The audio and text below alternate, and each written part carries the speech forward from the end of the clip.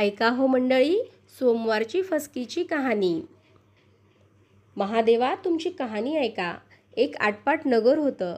त्या नगरात एक गरीब सवाशिनबाई राहत असे. ती श्रावण महिन्यात दर सोमवारी पहाटे उठे, स्नान करून पूजा करून घेई. एक उपडा, दुसरा उताना, पसाभर तांदूळ घेई व महादेवाच्या देवळात जाऊन मनोभावे पूजा करी. जय महादेवा, घे फसकी व दे लक्ष्मी असे म्हणून प्रार्थना करून महादेवाच्या मस्तकावर तांदूळ अर्पण करत असे.